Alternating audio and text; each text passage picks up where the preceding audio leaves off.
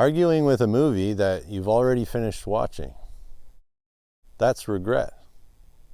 You can yell at the screen all you want, but the credits are still going to roll. When you awaken, you are free from regret.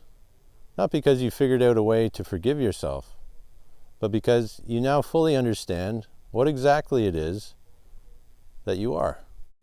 Only presence. You no longer know yourself as a self that exists on a timeline. A self that can be tied to a past that can be condemned, or to a self in the future that can be repaired. You simply know yourself as this timeless moment, and that's it. What you've awakened to is the fact that the only thing that's actually true about you, and will ever be true about you, is what's happening right now. What's showing up right now. What's walking, talking, and breathing right now. This, of course, doesn't excuse the consequences of your actions. The pasta you burned on the stove last night means you'll still have some shopping to do today. When it comes to ultimate truth, however, what you truly are never burned the pasta. Unless, of course, you're burning the pasta right now as we speak. Awakening takes you back to the moment just before you fell asleep. Back to the moment when there was no rule book on how to exist in the world, and therefore no need for time. When existing was enough, all by itself.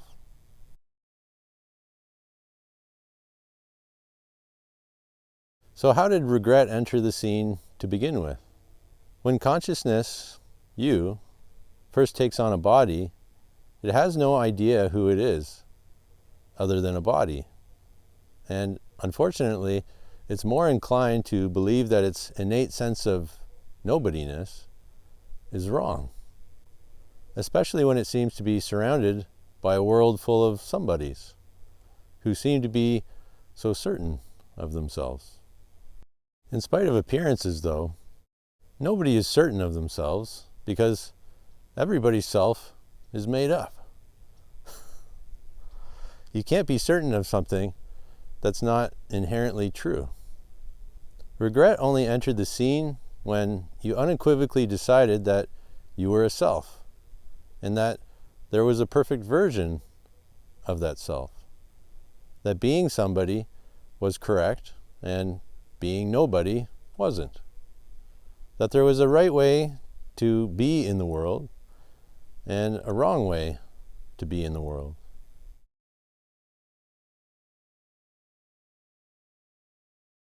As soon as you determine that there's a correct way to live, you start living from an ideal. And yes, pushing back against that correct way to live is also an ideal. But life doesn't listen to your ideals, only to the energy you output in the moment.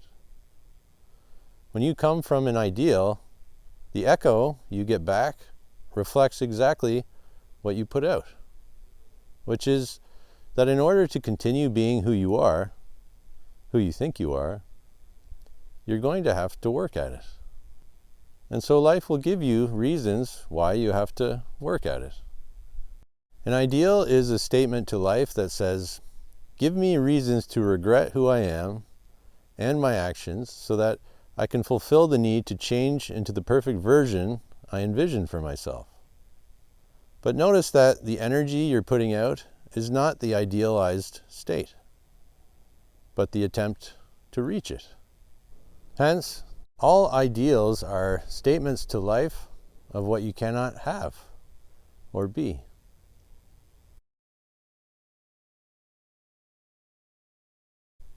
Of course, ideals cannot be maintained. Eventually, you start to fail. Or the ideal itself no longer delivers what it promised. Eventually, you start to fail at being you. That failure is inevitable because the truth will always want to come back to the surface.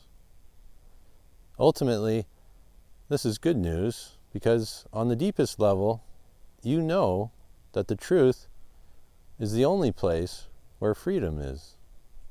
You know that freedom is where your self stops and presence begins, where ideals end and ordinary liberated nobodiness is revealed again. What a relief to see ideals for what they are. To finally see that Tom Cruise is just a man who pretends to be other men.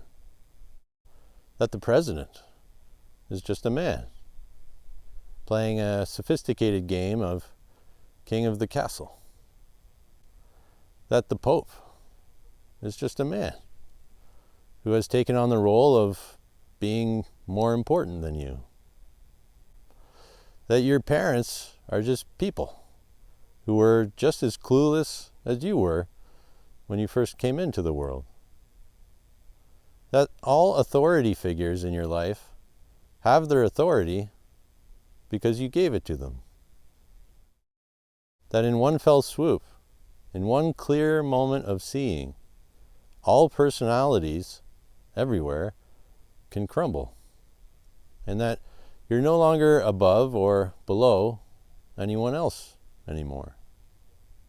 That there is in fact an end to this game. That you do in fact get to be free again.